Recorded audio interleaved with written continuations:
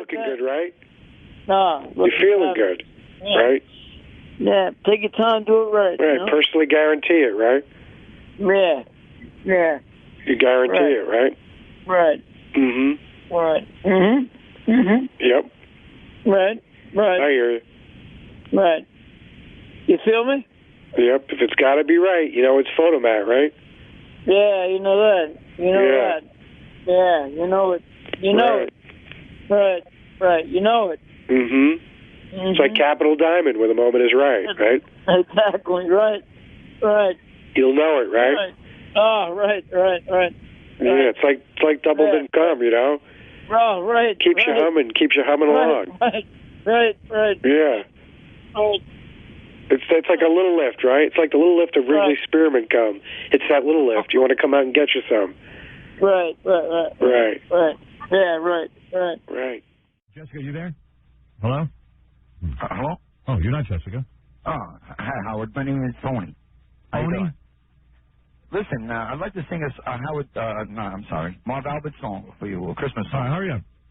Okay. Lazy things the wife is missing. Didn't ask for her permission. You're wearing her... Dominic, hi, you're on the air. This is Dominic Barber, the lawyer. Quick. Hey, good morning. Can I give you my theory? Go ahead. My theory is that Tommy Lee wanted the tape out. My theory is that he really was behind it. And by having that tape out, he keeps her career at a low level and always with him.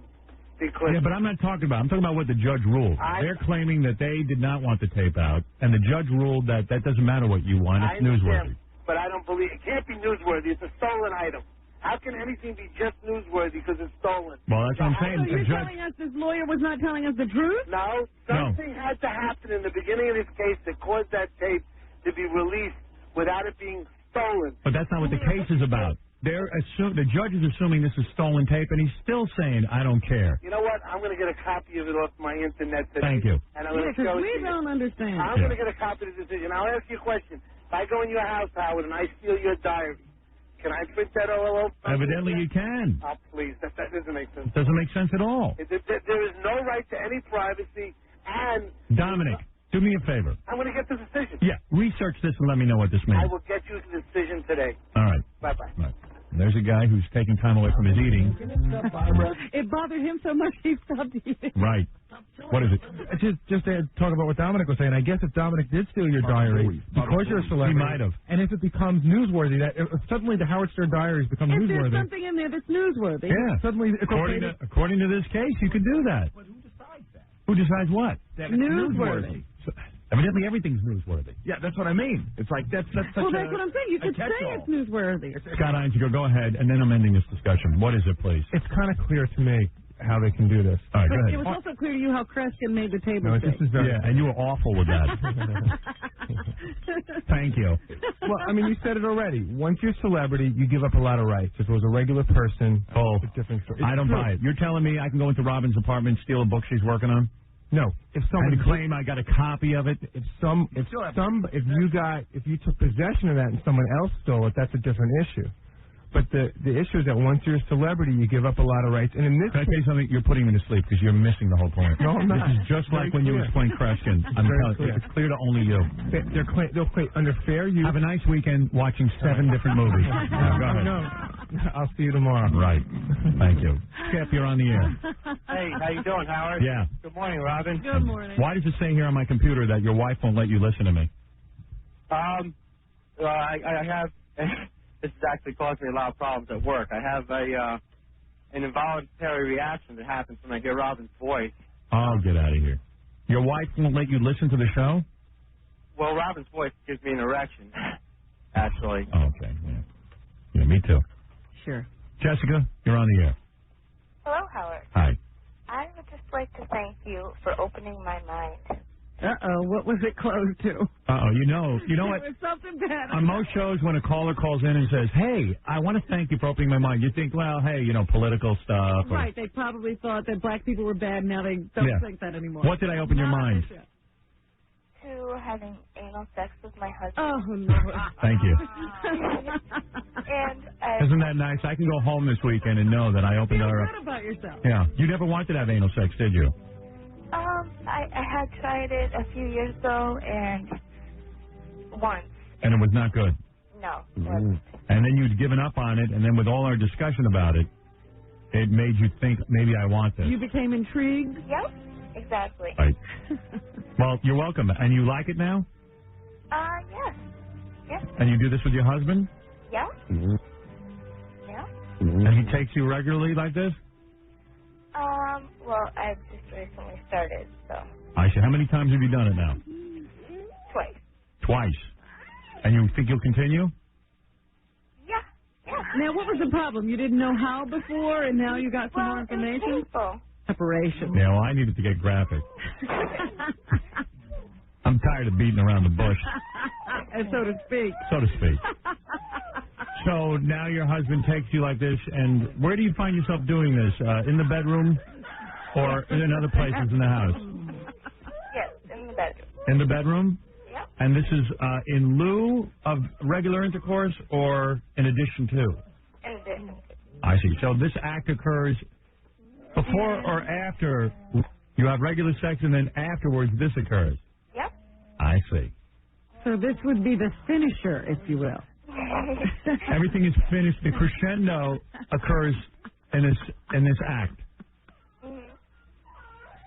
Wow. That's smart, because to go the other way can cause disease. Yes. Not good. I myself have done this. Are you a very beautiful woman? I think so. That's okay if you're not.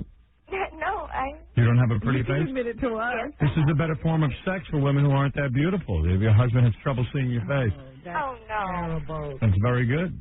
He only sees your backside. Yes. I see. Yes. My wife was not. She was on her back. And let me just no easy feat for a man like myself. Ooh. When it occurred in your life, Robin, Here we you go. were with the sink, right? You were against the sink. I was leaning over the sink, yes. In a filthy bathroom. It wasn't a filthy bathroom. I was clean. Nothing wrong with that. Thank you, Jessica. Well, thank you very much. All right, there's a girl who has been opened up on our show. Opened my mind. That wasn't your mind. Yeah, honey. I don't believe that's your mind. Damon, go ahead. Morning, Howard. Yes. Yeah, I was calling up to tell you about a funeral that I'd gone to. You went to a funeral? Yes, who was it? An enemy of mine. An enemy? Yes. Why was this person an enemy of yours? Several reasons. He got me kicked out. He and his father got me kicked out of my apartment, and he hired people to jump me. Why would you go to his funeral? To make sure he was dead. Right. And when you were at the funeral, did people get angry that you were there? No, I frightened them. Yeah. Obviously, we're outside of the family. I was the only one properly dressed for a funeral. Would you say this is a positive experience going to the funeral of your worst enemy? For me, it is.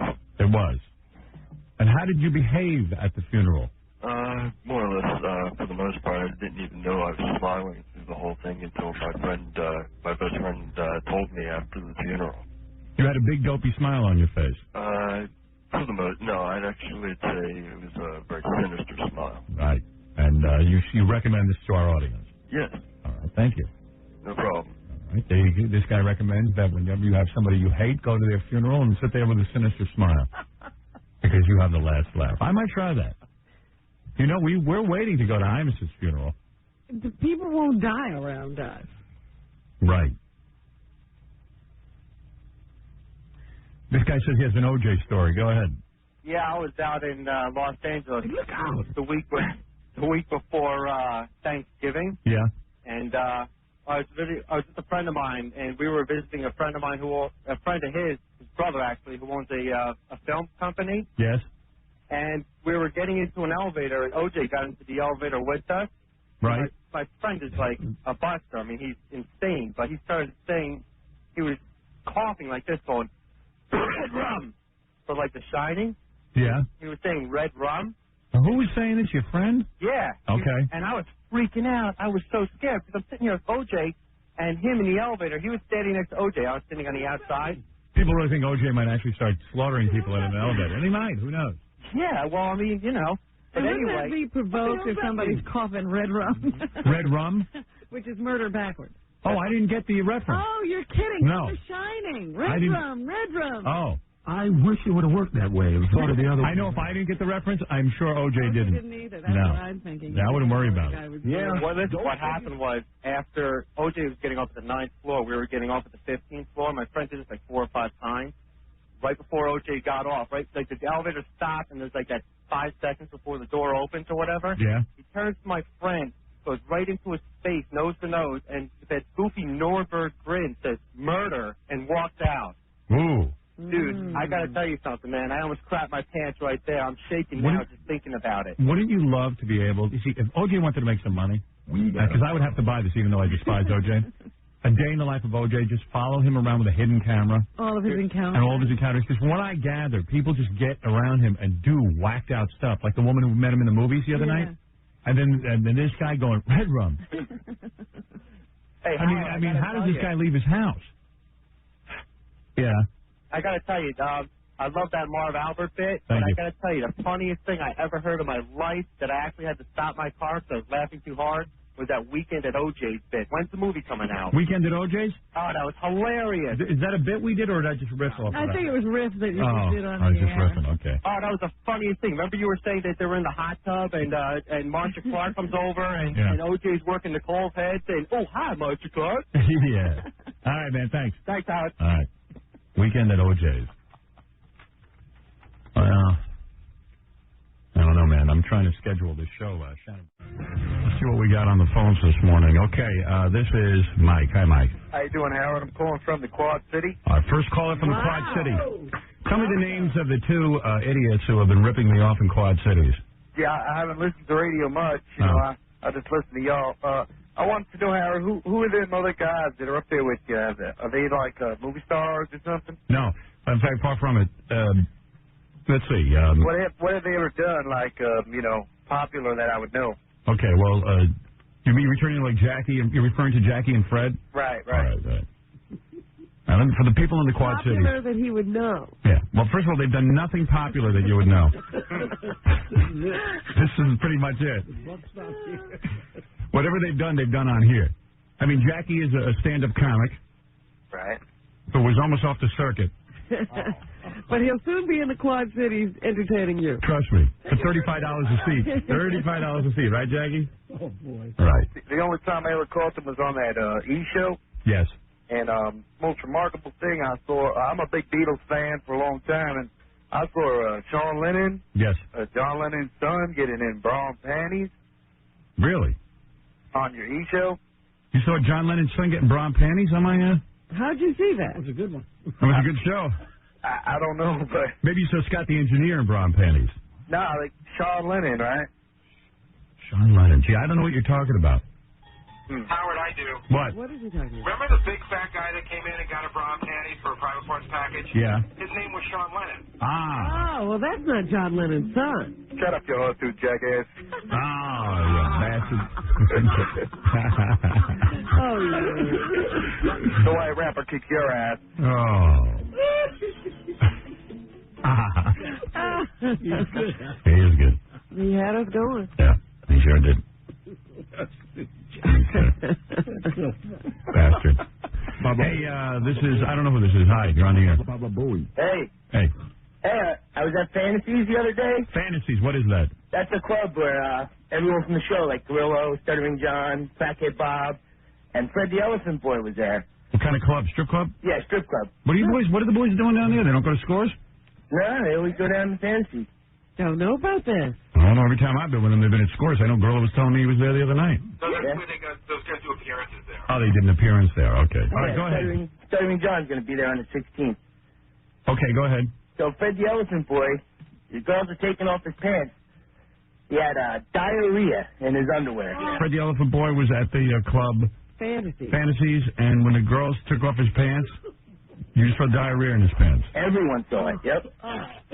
And they threw him in the tub like that, and all got in the tub with him. Oh, man, come on. I got to ask Elephant Boy about that. Ask him, get him on the phone. And I told the guy, I'm like, did you see what was in his pants? He says, yep, I'm trying to get him some shorts now. Wow. All right, thank you. You're welcome.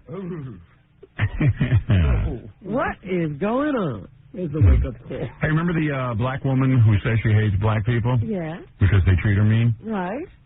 She's on the phone. Oh, Alice. I'd love to talk to her. Hey, Alice, how you doing? What's happening, brother?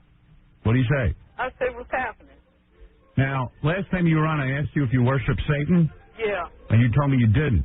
Well, you know what? I didn't know how y'all would feel if I had brought out on the show, because people that kind of strain me of Mr. Satan. I scare them away sometimes. I don't know. Are you a Satanist? What? Are you a Satanist? Well, I'm between devil and the God. I got a twisted soul. I think that believing in Satan is about the same as believing in God. I think it's all a bunch of stories. Yeah, they both crap to me. As George Carlin said on the Chris Rock show. Did he? Yeah, he basically said he just basically speaks out against religion whenever he can because it seems to just make people cuckoo. It really do. But They do, Robin. They really do. They do. Yeah, they do. Because they both give and take away. Well, the devil believe in. I think they both don't do anything. I think that we got to make our own heaven. Well, look, he seems to have had contact with both people. Have you spoken? Have you spoken to Satan? I talked to him every time I get mad at somebody like that baboon that I talked to last time on the show cursing me. I said, you don't know you're talking to the daughter of Satan. You are a daughter. Back. Do you belong to a church of Satan? Well, I'm my own believer. Just like I used to go to those crap churches, those goddamn churches.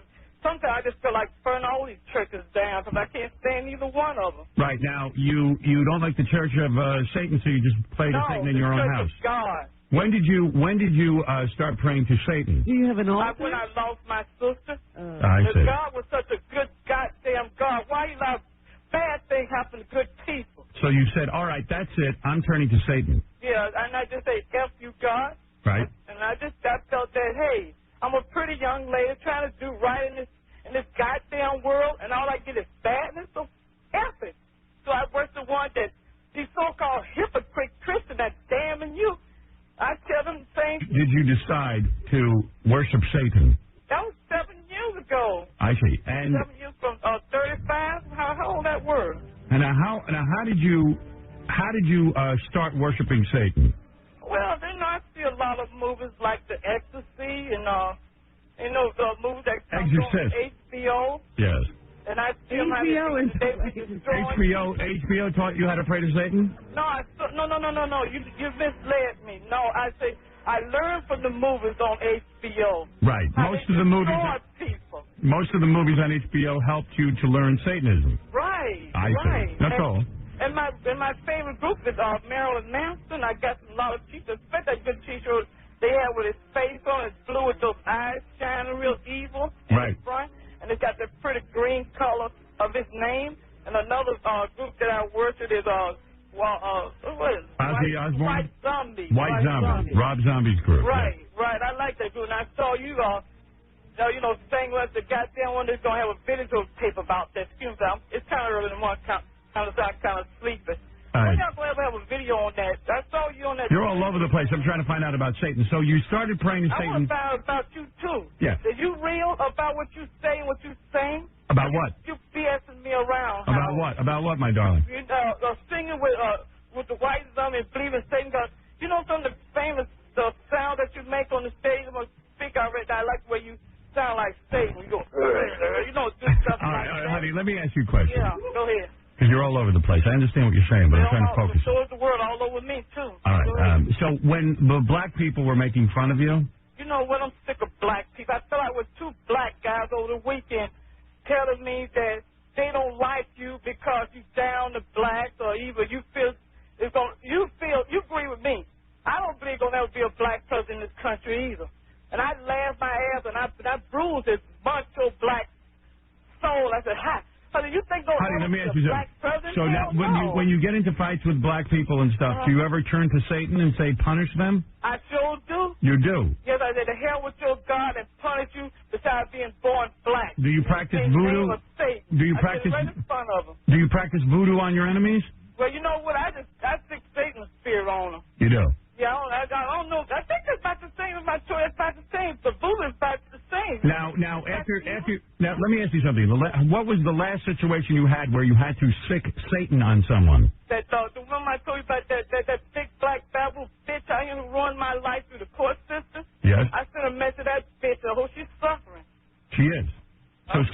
so Satan actually worked? Yeah, I don't know, because I never seen the bitch for over 3 years. I see. Yeah? Well, there you go. Do you ever dress up as Satan's daughter?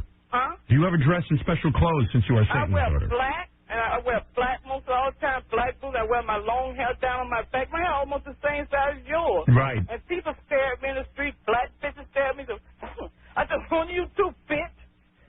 Hell yeah. Hell yes. Yes, I'm telling you. You know, it's another thing. Like, we get to talk about Satan. I got to get on the phone because I know all the assholes and bitches want to get on and talk to you, too. Right. I want to ask you a question about that tape that I guess you heard it by now. What tape? You know that tape about, y'all think y'all heard that tape. You smell like a fish. I heard that yesterday when on air.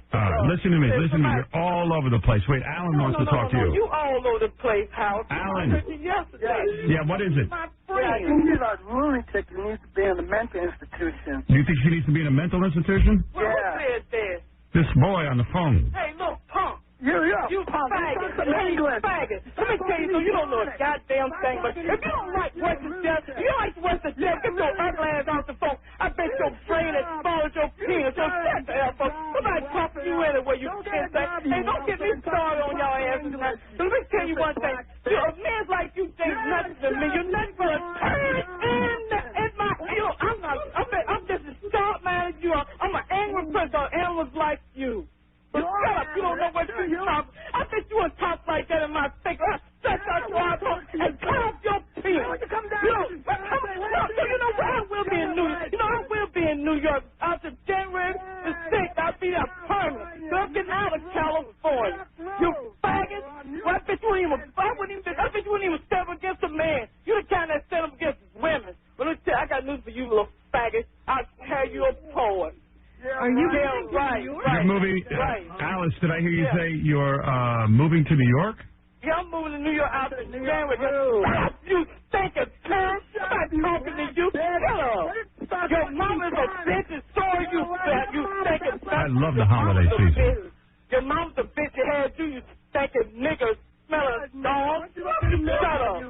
Anybody I can call a bitch. I don't give a damn who you are. You are a bitch. Your mama's a bitch. You are black. All right, okay. That's a dog, so shut the F up. Right.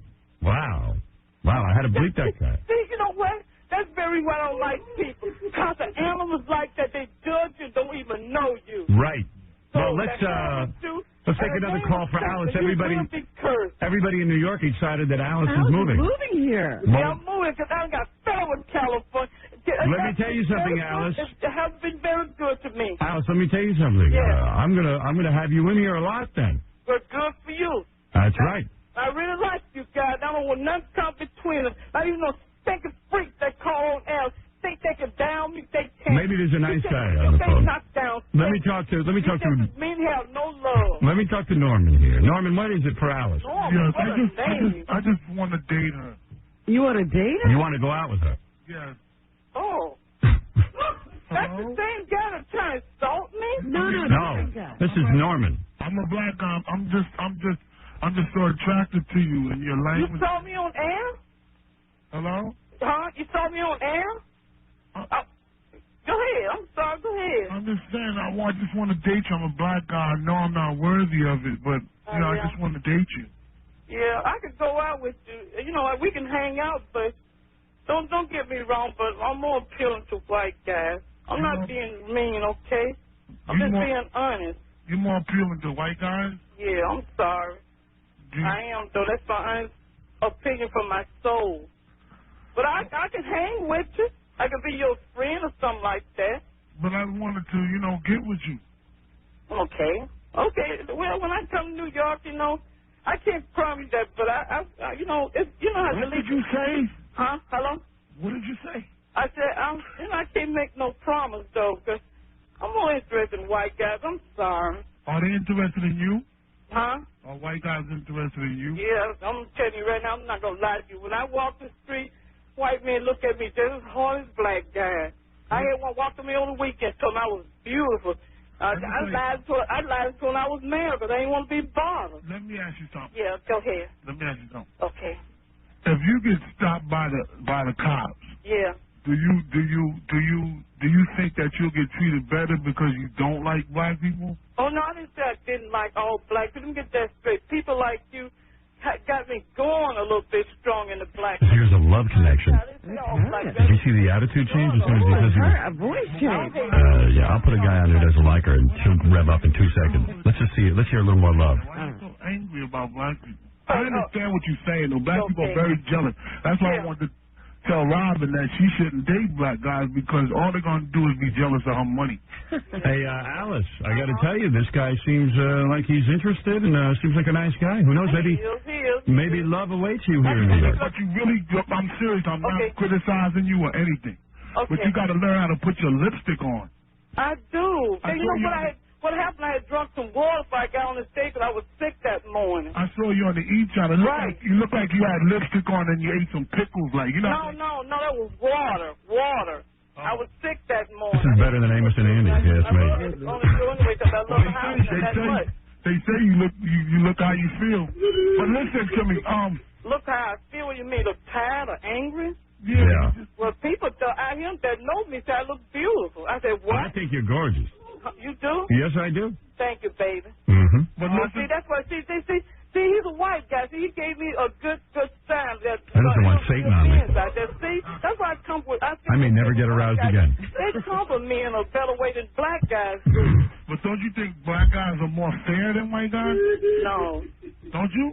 No. You got more penis, I'll tell you that. Hey, okay. Hey, look, Howard. That is true. Howard, you lying, okay? I ain't lying. You lying, because I used to look at magazines. There's some white guys that just... Yeah, they find a few freaky white guys. I don't want to hear that, Howard. All right, let me... I don't want to hear that. Don't insult all white males, okay? All right. Especially the good ones. Sister, come on back to God. What? Come on back to God. Stop worshiping the devil. That's for white people. Come on back. Whoa. Now, don't start that racist stuff, okay? All right, let's leave it at that. The two of you are making beautiful music together. Listen. Let's try to keep it... Because my father's white, okay? Right. Let's talk to... No, don't start let's talk to Mike. You know what? Mike, hi, you're on the air. Yeah, how you doing? This girl, yes. I tell you, I saw her on the E! Show, and I wouldn't mind getting a date with her. Really? I'm a white guy, and I wouldn't mind taking her out. He's a white guy? Yeah. Hot damn. I tell you what, I throw you in the trunk of my caddy. We'll take a ride around Brooklyn. What do you say, baby? No, I don't know about that sex boy, you dog. Get off. You had to ruin it. Get off, dog. Go on. Get off. You know you love the white rapper, baby. No, you had to mess it up. Okay, go on. Get off. Get a grip, don't flip. Every black woman don't like to have sex all the time, okay? And I'm one of them. You say you're going to take her in a car in Brooklyn and drive her around? Yeah, throw her in the trunk. I show her have some fun, you know what I'm saying? And I'll put you in a cage. Let everybody see you in the zoo. Come on, you look like a $2 cracker. Who are you kidding? Go on, Aiden. Who are you kidding? Get off. You had to blow it. Yeah, that white man's the devil. Yeah, come on. Keep it on with that. Get off. Yeah, the white man's the devil. Who is the devil? Okay, who's the devil, baby? Get off the phone. You had to ruin it. Who's the devil, sweetheart? Who's the devil? Come on, tell me who the devil is. Who's the devil? I really think you think like your sister and your mama. Right. Go on. Hang up. Come on. Hang up. You're a nasty, frizzy hair. What do you call me? With an 8 beater? Get off. Let me tell you something. Get off. You had to ruin it. Get off. You need to get one of them candy corns and stick it between your gap and your teeth. I'm not listening to you. I'm not listening. I tell you what. Reba, any day of the week, the white rapper will go back to back with you. Rhyme for rhyme, baby. Okay, bye-bye. If you don't know what that means, maybe you don't know what bye-bye means. Check this out. Bye. Check this out. Pop that star in your eye, you nasty hoe. Get off. What did you say? Pop what? Pop that star in your eye, you nasty hoe. Get off. You full of cystic fibrosis, motherfucker. Yo, you Get off. You chicken-eating, finger-licking, nasty, greasy. Okay, the black brother is right. I should turn back to Jesus Christ, but I'm too angry with the spirit now, so get off. Okay, listen. In the toilet and flush yourself back down. All right, listen to me, Alice. As soon as you get to New York, let me know. Please call us. All right, baby. And I love Brooklyn, you, sweetheart. I give a damn what the callers think, because they're not putting coal in my back. Right. They put food in my mouth, and y'all take care. I'll put coal in your mouth.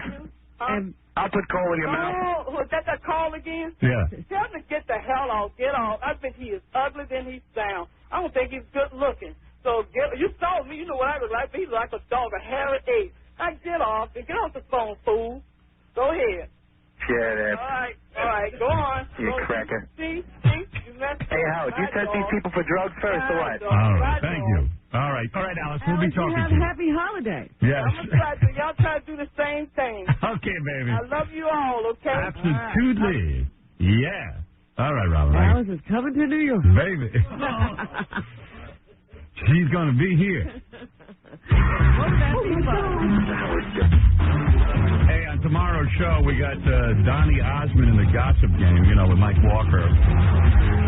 The head of the Boring Institute to tell us the 10 most boring celebrities of 1997.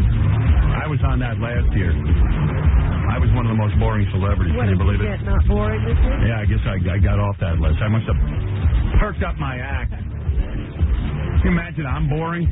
Jesus, when you think about all the losers in Hollywood and celebrities and what they do all year, I think I don't know. But he'll tell us who... Well, we'll find out what the criteria are. The author of The Ultimate Guide to Anal Sex for Women will be with us next week. The Ultimate Guide? I have been waiting for this for so long. There are lesser guides than... Yes, and this is The Ultimate Guide. This is a great, great woman. You haven't even met her yet. She's great anyway. A woman will hypnotize crackhead Bob Elephant Boy and Nicole Bass to find out who they were in their past lives as well next week. Oh, I was going to say, that can't all be happening tomorrow. Right. If that all happens tomorrow, I'm out of here. I just got to calm down. I had a little screaming match with Tom. What was going on in there? What's going on? We're doing a dance. Why I'm wasting my time here. Show? I'm wasting my time here at this radio station. I'm wasting my time. It's time for me to leave. It really is. Get through a show without your two having... It's time for me to leave. Well, during the Nambla Man song, Tom bleeped 2 sentences, and I went berserk when I found out. I went berserk. I am such a victim of censorship, and I am treading water in my life. I must tell you that I'm seeing a psychiatrist because of Tom. My mother said to me, "What do you talk about in there? Me or your father?" I go, "No, Tom. And it's really time for me to leave Tom. I feel I've come to a place in my life where I don't want to be around Tom anymore. You don't need Tom. I don't want to be in business with Tom. If I'm in the same business as Tom, then there's something wrong with me. There's a time when you evaluate your coworkers and you say, you know what? If I'm in a business with them, I have no business being in that business. There's something wrong with the business when I'm in the same business with that guy. I got to listen to that guy. Yeah, a guy who sits there and decides what's good and what's bad. I got to sit and put up with that? Forget about it. I don't want it. I don't want it. I don't want it anymore. I've had enough. I've done 20 years of this. It's enough already. David, you're on the air. Hey, someone kicked Tom in the balls. Well, whatever. I'm not looking to be violent. Anyway, hey, I got this story. I don't know about this, but anyway, this is the biggest goof of all time, and it takes place with Marilyn Manson. Tell me. Okay, Marilyn Manson. Remember that show, The Wonder Years? Yes, the kid on the Wonder Years with the glasses is Marilyn Manson, right? You already know all this. Yeah. Okay, how come people aren't talking about that? Who would talk about that? It's ridiculous. The guy that's the biggest goof in the entire world. That guy's a freaking moron. Who? The guy's a goof. Marilyn Manson. Why you say that? I like his music. The guy was a full-blown goofball, and now all these kids are sitting there trying to pay homage to the guy. A douchebag. He is. I'm telling you, that isn't true. He's not the guy from the Wonder Years. He's not. Everyone. No. What, do you believe that? That's big true. It is true. How could you say it's not true? And Church's Fried Chicken is putting saltpeter in black people's food. Did you know that, too? I know what you're saying, but there's a big thing going around, and everyone's on... Yeah, it's a big thing going around with you and your nitwit friends. Yeah, I know it's true, and we are nitwits, but listen to this. I want to take Robin out. Get out of here. Everyone's gone and lost their mind. You know what? I can't be in this business anymore. I've had it. You can't take Tom and you can't take the callers. I can't take the callers. I can't take Tom. Everyone has gotten a hold of idiot pills. And Alice Cooper was Eddie Haskell and everything else. I can't take it anymore. Not enough. I've got a headache this morning from the nonsense and the stupidity. That was a stupid thing to do. Sorry. It's going to rain before she starts. Sorry. All right, let me get on with this. All right, when I point to you, you say, all three of you. I'm not doing it. All three of you. I'm too dumb. All right. I need a group. All three of you say the following. Muckalacka. No. Come on, give me a break. Bar. Hell yeah. Is there rain in the forecast? No. All right, call me back tomorrow and tell me if it rained today, all right? Hey, wait, I want to talk. I got all day for this? I want to go home. You got to talk to me. Come on, I'm a better lesbian than the other bitch you had on. All right. Okay, convinced? It's at least dry there, all right? Here we go. better lesbian. I think it's a contest. Hey, ma'am. Yes? This woman was at a Gilbert Gottfried show, and she said he almost drove her to suicide. Wow. Yeah, right? Who are you talking to? You. Oh, me? Yeah, but I want to talk to Howard. This is Howard. Howard? Yes. Oh, my God. Hi. Yeah, what is it? I'm not on the air now, right? Yes, you are. Well, I can hear myself. All right, goodbye. No, Howard? Come on, I want to hear this. What was the problem? No. What? Howard, you're not hanging up on me. Well, I'm going to hang up if you don't tell me your problem with Gilbert. It's kind of it's really depressing. But I mean, I work for a film director. You probably know her. Her name is Amy Heckerling. I know Amy Heckerling. She's really a great director. She's really good, and she made Fast Times at Ridgemont High, and she made Clueless. Exactly, Howard. She's wonderful. I love her. Right. And Gilbert came over one day, and I never knew about. I just met him a few times, like before, just from far away. And then we started talking about things, and I told him my parents are from Germany, from Poland, went through the Holocaust and everything, blah blah blah. Then he started just to make jokes, like, are you not afraid to take a shower? And I thought, Gilbert. Are you good looking? Oh, Howard, I look exactly like you. I look exactly like you. All right, so you're not even good looking. Well, I am. People think I'm very attractive. I swear. How old are you? I'm not. I'm just trying to get an idea if Gilbert was trying to pick her up or. No, he didn't try to pick me up. He's just talking dirty to me all the time. He's a very, very disturbed person. Tell me about it. I am also disturbed, Howard, but I think I've been listening to you for 4 years. So what is your problem with Gilbert? Pardon? All right, I got to go. No, please She said you had a problem with Gilbert because he came up and started doing Holocaust jokes. I thought it was at a show. It sounds like he was doing this personally. Yeah. I mean, he just came up. No, he was. He did it personally, and I was so depressed. And Amy, she didn't want to say anything because she's like comedians, how they are. Right. He's just trying to be funny. Yeah, no, but it was not funny. My father weighed 80 pounds, when he got out of the camps, and Gilbert said, how can I go on a diet and lose that much weight? What did your father do? Things like that. Oh, it was so horrible. You have no idea, Howard. I mean, things like that. If that would come on the air, really, if that would be on the air, Jewish people would not. So what happened? You almost killed yourself? Yeah, I went home and I cried all night. I couldn't sleep, and I just was like totally out of it. And how did Gilbert find out all this information? Yeah, how does he find out? Because he asked me about it. He says, "Where are you from? Original and about the Jews." He makes stupid jokes, and he says, "So well." Well, you can tell she's a German. Yeah, but he can't find out her father weighed 80 pounds coming out of the camp. Yeah. Well, because I'm very open about these. Well, you know what happens. Here's how it works. Okay. Gilbert walks in. He sees a woman. Mm-hmm. Gilbert is angry at all women. Oh, I wish you could get him on the phone and I could have a conversation with him. I mean, I could just. Gary, get Gilbert on the phone. Oh, I wish. Gilbert sees a woman. Here's a German accent.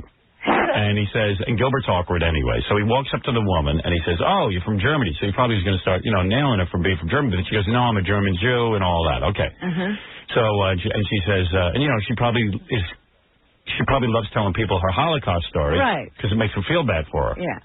So she starts to tell Gilbert the Holocaust story, and instead of him thinking it'll evoke sympathy. Yeah, instead of getting Gilbert to go, "Oh, I really like you, you're great," Gilbert starts goofing on her about the Holocaust because Gilbert has no moral conscience. Right. And then it backfires, and now she's all upset. She's home crying. Hey, Gilbert. Yes. Hey, so this woman's telling us a story. She doesn't understand you. No. Do you remember this woman?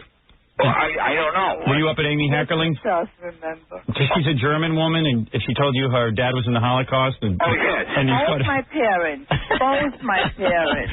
So she probably thought she was going to get your sympathy and everything, and then you started doing Holocaust jokes. Howard, can I tell you why I talked to him about it? Why? I had to pick him up because he was too cheap to take a cab. Yeah. You understand? Yes. So Amy said, "Well, take it." I said, "I'll pick him up from the hotel. He's probably a nice guy."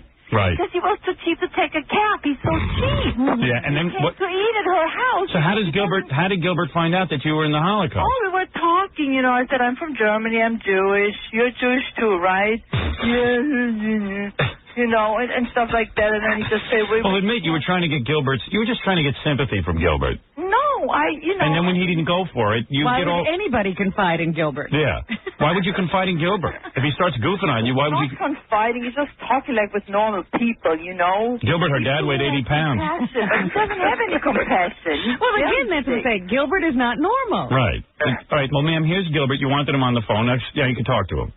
Well, I insulted him, too, after this. Well, how did you insult him? I made calls to his house and told him that I wish that Hitler's dogs would have bitten. I didn't know who those were from. What'd you say? I didn't know who those were from. Yes, you did, Gilbert. You did, and you talked dirty. You talked dirty to my boss's daughter. That was the most disgusting thing. I have never in my life seen such shamelessness.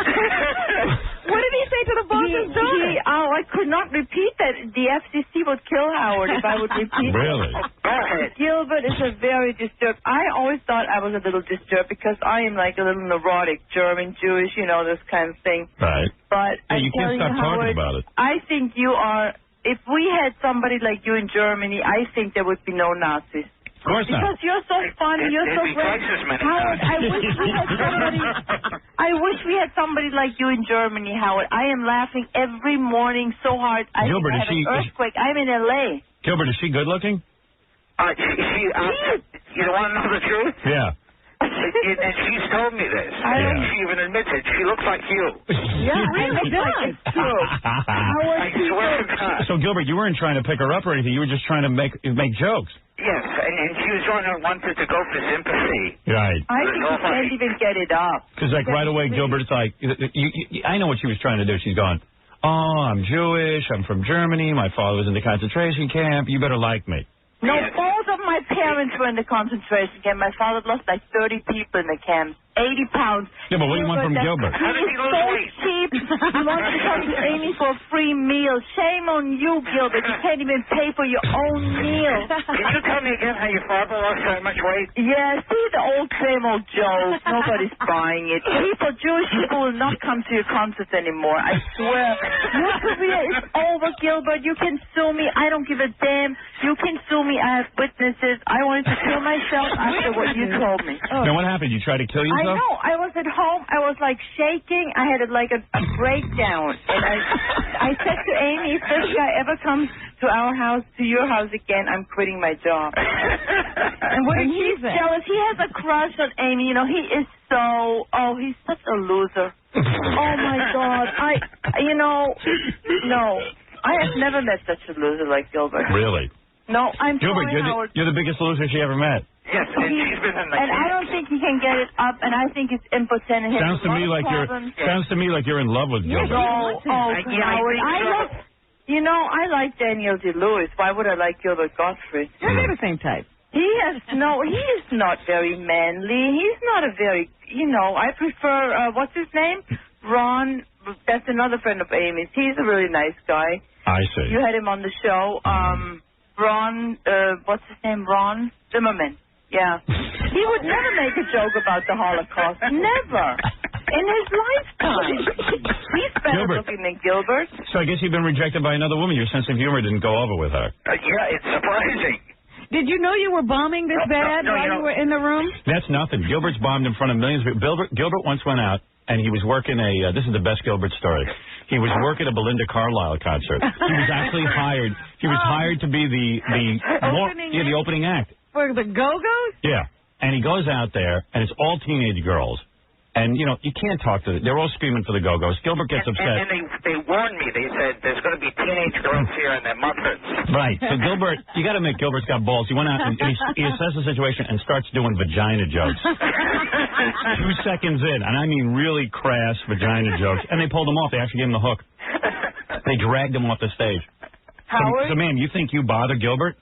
Howard, he could make any joke about anything, about my thighs, about my breasts, about my ass. Well, you can't decide what he's going to joke about. The Holocaust, I mean, to get such a subject where my parents were suffering and going through hell. What is that, Gilbert? No, here she's going in for sympathy from you now. No, I'm not. Howard, I don't want any sympathy from Howard. I think Howard is a genius. Man, maybe it's like, maybe this is like, a loser. Well, maybe you don't have to go around broadcasting your pain to everybody, especially to someone who's like Gilbert. Howard, I could cry every day about it. Of course. I just wanted to let you know that it's hurtful sometimes, you know. All right. Well, if you don't tell people, they can't make fun of it. Right.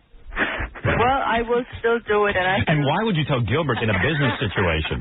You're looking at Gilbert. Him back. There was nothing else to talk about. He was sitting there like the There's nothing else to talk about besides the Holocaust? Well, he asked me where you from, and, you know, we had a conversation. Right. And, you start out talking about the weather, and then you talk about the Holocaust. Yeah.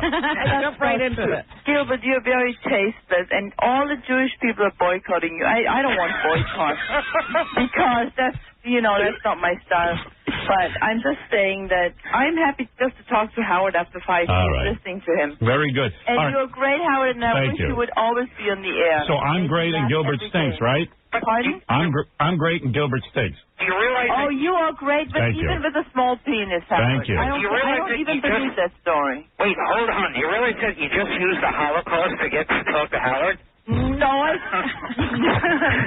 Your parents were in the camps, and you're using the Holocaust. Well, at least it's for a good cause that I could talk to Howard. Yes, that was for a good cause. All right. Well, Gilbert. Thank you, Howard. I love you, and stay on the air forever and make me laugh forever. Thank you, darling. Bye. Bye. Wait, the Germans I love are you, not Howard. And I hate you, Gilbert. You're going to rot in hell with Hitler. Gilbert Both of you. Gilbert says that there are Germans knocking on your door right now. The Nazis. All right. Howard, you should I love you, Howard, but there are stormtroopers knocking at my door right now. All right. Gilbert, why did you say Anne Frank was a pig? I heard you say that. All right. Very good.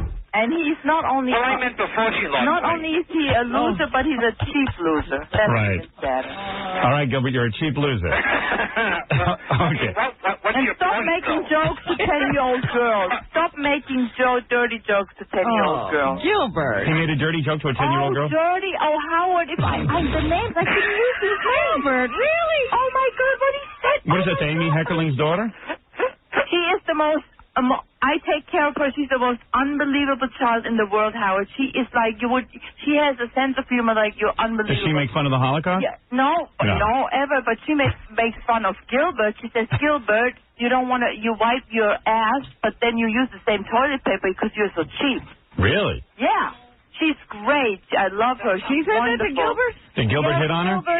And Gilbert just stays here and laughs. Hey, Gilbert, you're keeping pretty fancy company, Amy Heckerling. Oh, yes. And then her daughter. Amy is the greatest woman. You are just probably in love with her daughter's a real forever. beast. And she is smart and great. You think she would be with a loser like you? No, Gilbert wants to go out with her daughter. He's not into Amy. I would like your job so I could wash her daughter every day. Do you get to wash her daughter every night? No, You don't? she Gilbert- takes a shower, but she's a great kid. Gilbert help her with I'm it? not a pervert, Howard. I'm not a pervert. Gilbert I'm a is. normal person. Gilbert, Gilbert, what job do you want? I would like the job washing Amy's daughter. She's like, oh, God. Oh, he's so jealous. Wow. Gilbert only wants her daughter because she doesn't have a son. I would like to watch her son, but she doesn't have a son.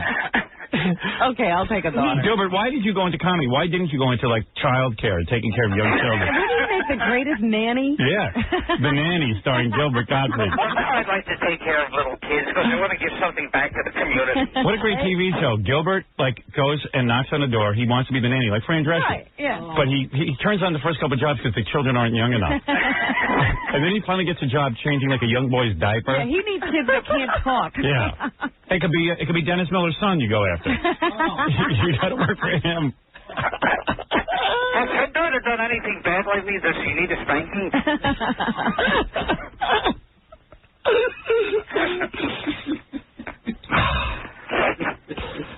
All right. Can she sit on my lap while you tell her about the Holocaust?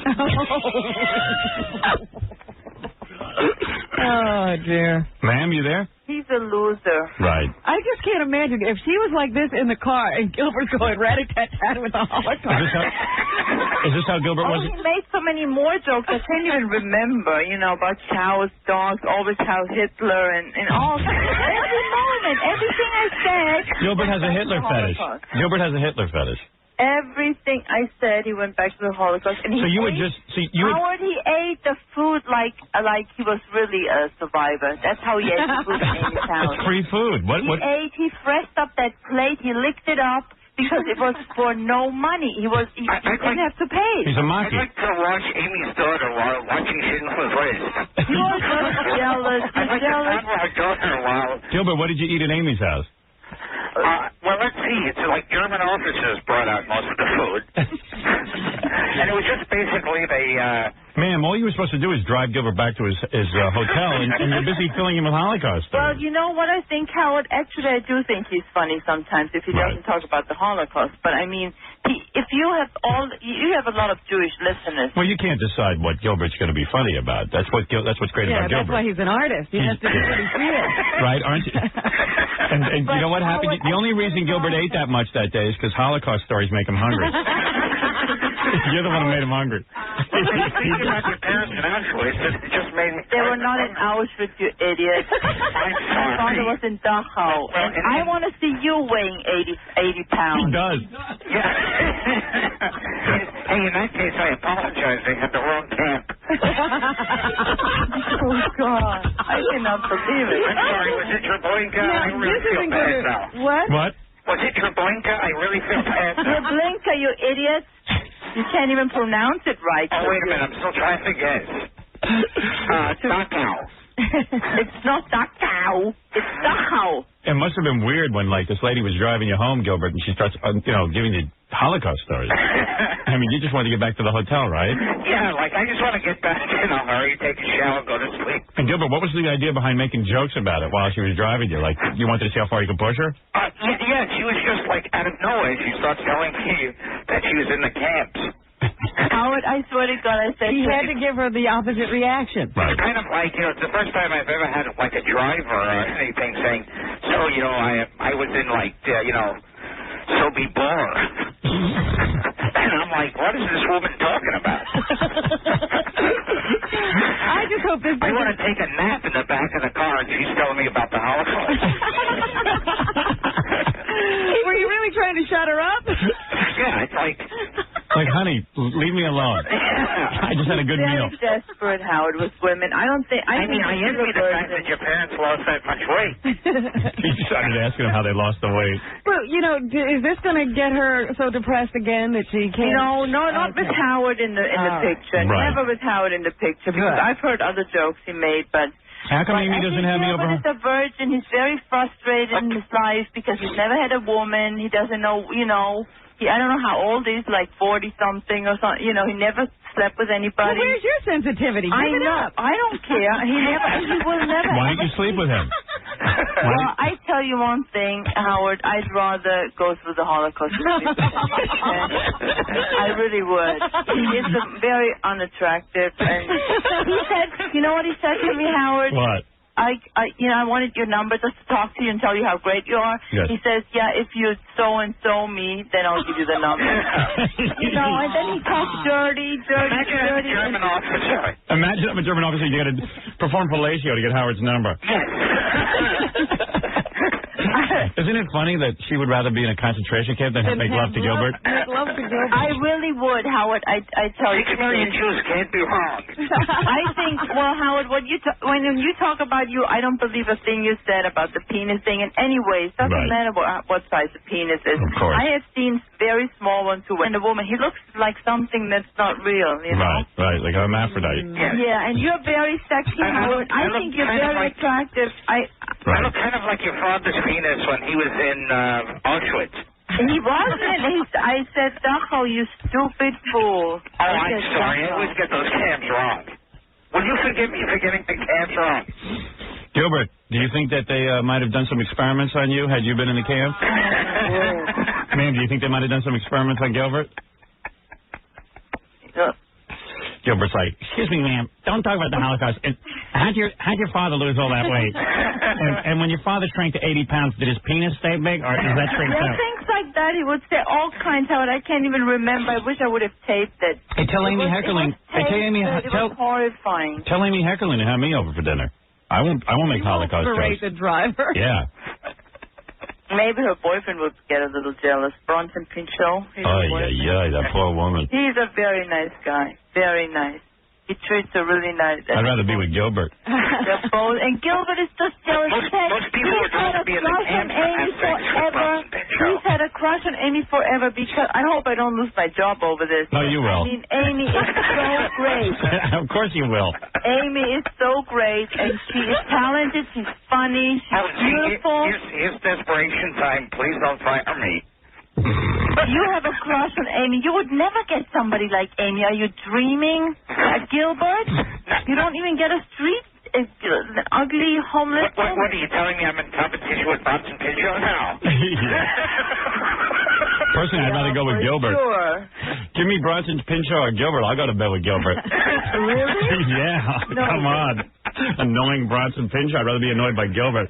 Bronson is very nice, very talented. He treats Amy like a queen. Really?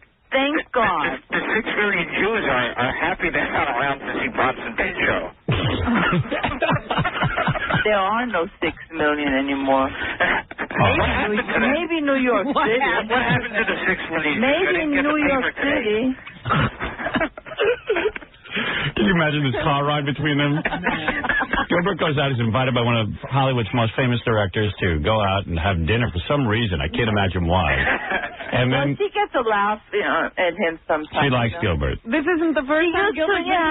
She does. I said, Amy, how could you just sit there and not even say anything? She said, the guy's sick. What do you want? You know, the guy's the poor. You know.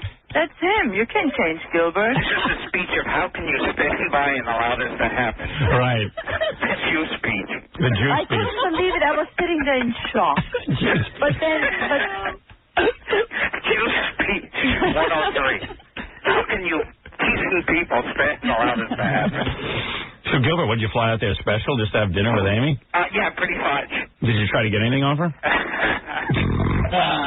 He's so cheap, Howard. He could not take a cab. You know what he said to Amy? What? Reimburse me when I come there. I swear he did. I'm not lying. I could die. Said when the train went over. What did you say, Gilbert? I say that's what her parents say when they took the train to the camp. Excuse me, do we get a meal with this? Gilbert, you're a pitiful person. Right. All right, listen, you two had enough. Howard, I still love you. I love you. You're the greatest, right. And I hope to see you in person one day. Regards to Amy, by the way. Is her daughter there with you? I think your wife is adorable, and you should not flirt so much with all these people. I hear you. She's wonderful, beautiful. Gilbert wants to know if Amy's daughter is with you right now. No, she's not. I'm not living in. I live out. Do you ever see her running around in her underwear? No. All right, that's enough. Okay. All right, Gilbert, thank you. Oh, okay. There are places even we won't go, Gilbert. Hey, Gilbert, hold on a second. Okay, thank you, man. Thank you very much, Howard. Right, bye. Hey, Gilbert. Yes. Oh, you're too funny. Hey, you're hobnobbing with some big people. Oh, yeah. Well, how did you and Betty Thomas, so hot. What? Oh, sure. You think you're hot stuff because you're Betty Thomas. Yeah, I'm Betty Thomas. Gilbert is Amy. Yeah, he's got Amy. Hey, why don't we bring our director girls with us and we'll go out, the four of us.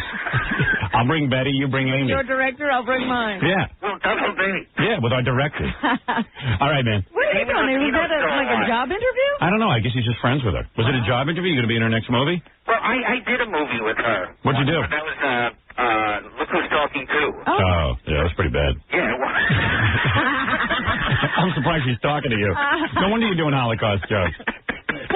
Isn't that weird? Like, all of a sudden someone gives you a ride home and they start in on you? Yeah, that was very odd. And then I love the fact that you could do any other kind of joke, and that's fine. Yeah. You know, it's like typical. Like, if you wanted to do an AIDS joke, they'd laugh at it. Right. It's like, oh, well, now you're going over the line. Yeah. All right, man. Wrong. What, I wake you up? No, I'm usually up. I usually run. You won't keep a body like this from sitting around. Do you ever do any exercise? I'll have to send you a picture of me naked. Anybody there with you? Or you alone? Oh, of course. Okay. I'll see you later. You appearing anywhere? I'll give you a plug. Oh, let's see. No, nothing really major coming up. Okay. All right, thanks, Gilbert. Okay. Come see us soon. What does he do sitting in his apartment when there's no gig? Well, I only need one hand to hold the phone. He just got a VCR 2 years ago. Oh, geez. He goes, oh, yeah, I watch movies now. All right, man, I'll see you. I'm planning on getting a toaster. I'll see you later. Okay. All right, thanks for coming on the air. Bye. It's Gilbert Godfrey. That was funny. Yeah, that was pretty good. That's a look into Gilbert's life. Oh. That guy's got balls.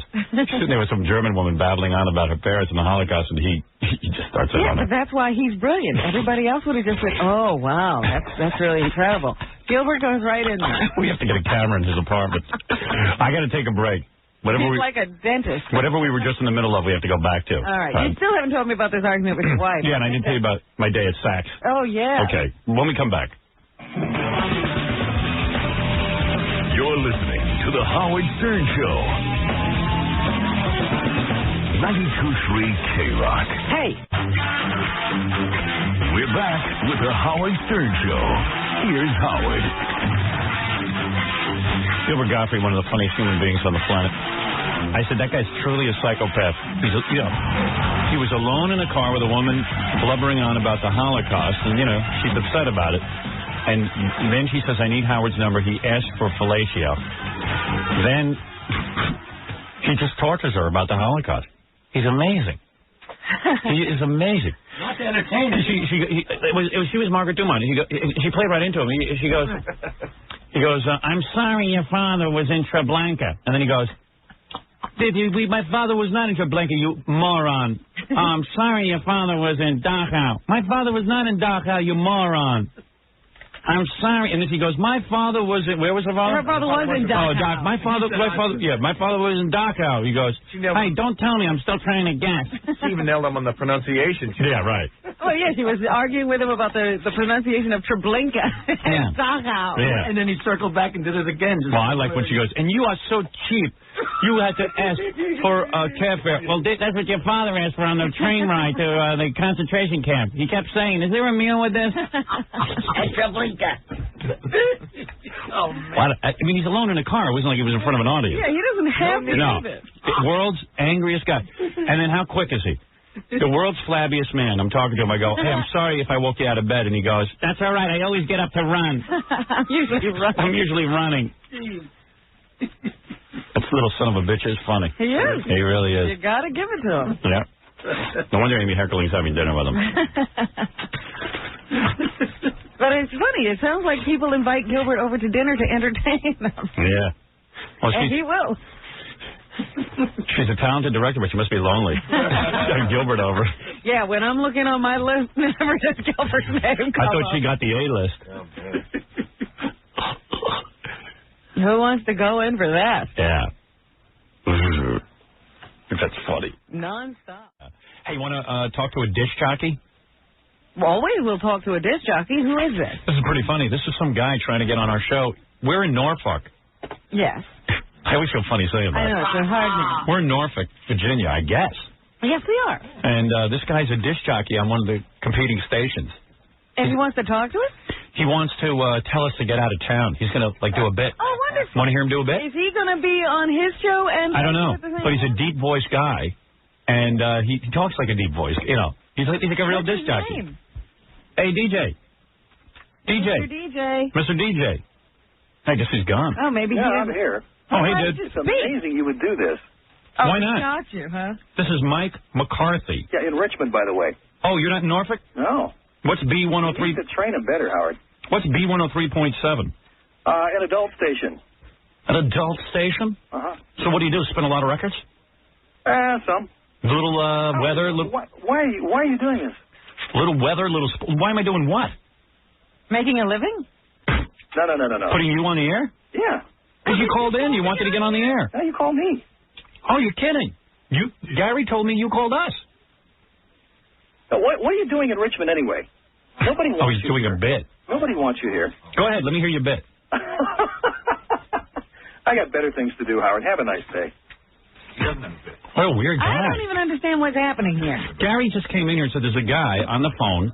Did you hang up, pussy? Gary, what was that about? Where is he now? Papa Flunky. What a weirdo. What was that all about? What happened? But you didn't hear it? No, I was talking to He got on and he said you called him. No, he called us first. Yeah, and you called him back. Right. He called you and said what? Said, I want to come on the air and tell Howard that he should leave Richmond. And then we even asked him, are you a competing radio station? And he said, no, Howard could never compete with my numbers. And so then we got him on the air, and he said... In fact, I had him on hold for like 7 minutes, and I said... He couldn't believe we did it.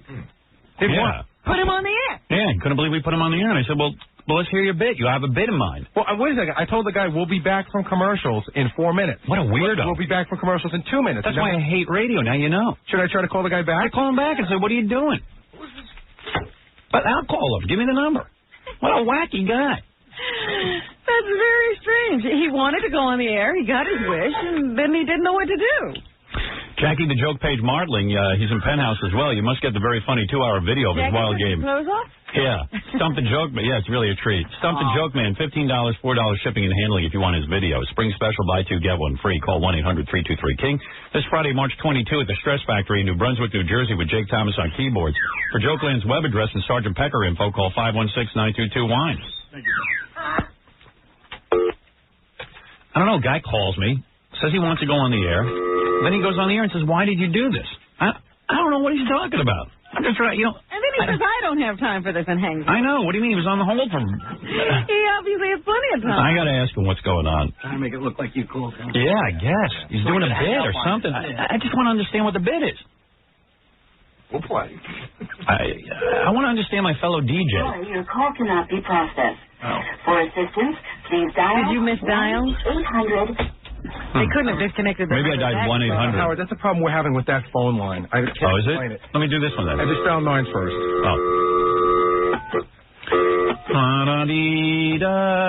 Yeah, I thought I dialed correctly, but while you're talking and dialing at the same time, it's kind of difficult. Hey, E, don't put your camera on my finger while I dial. And block out any sound that has to do with the number. I was trying to hear another DJ do a bit. It's not often I get to hear. Maybe I'll put him on the Howard Stern Radio Network if it's good. Actually talk to a fellow broadcaster. Yeah.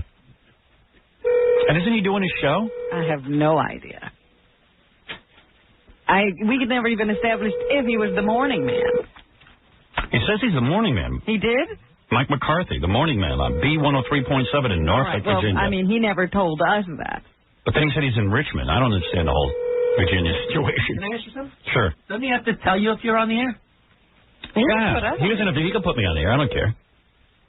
I didn't get the impression I was on the air. No. Why is Jackie asking that question? Oh, I thought he was on the air. I thought that was. I didn't know what he was. I just want to understand. What a strange guy, like a jealous guy out in Virginia somewhere. Well, more than jealous, scared. Yeah. I can't believe you're doing this.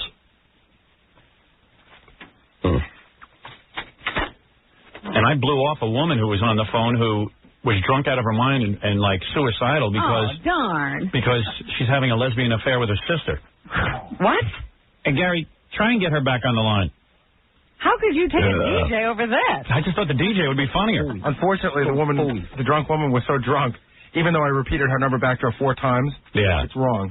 See if you can get, maybe she'll call in. Yeah. Yeah. I don't know. She could be committing the act while we're sitting here trying to contact the DJ. Want to hear Sally Kirkland beg me for a job in my movie? I got a whole bunch of... Oh, Howard, come on. She wants to call in and beg me for She's a good friend. I could offer the role of my mother.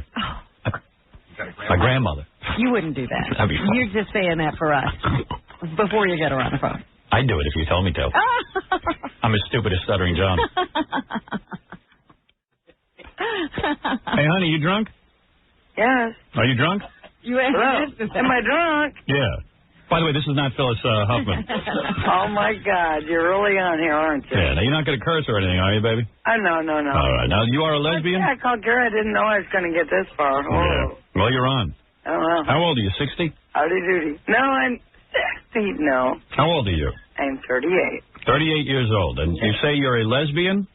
Well, kind of, sort of. Yeah. And you're getting it on with your sister? Well, we did. She was 34. You might go to hell for that. I figure I need to, do something with that rap sheet. You're not drunk? Well, Did you knock your sister up? Happy person. Did you knock your sister up? So let me understand. Are you halfway decent looking? Because you sound like a big fatso. Oh, well, fine. Are you a big fat boy? Yeah. Are you a big fat slob? Oh, yeah, I'm kind of chubby. What? Well, no. You're kind of chubby? I don't look bad, actually. I don't. What do you look like? Give me your measurements. 5'6", 36 D. D? Go ahead. Yeah, and mine are all natural. Yeah, because it's mostly Mom fat. gave them to me. There's a big sloppy D. That's what mostly fat. No. Those boobies are mostly fat, aren't they? Right, baby?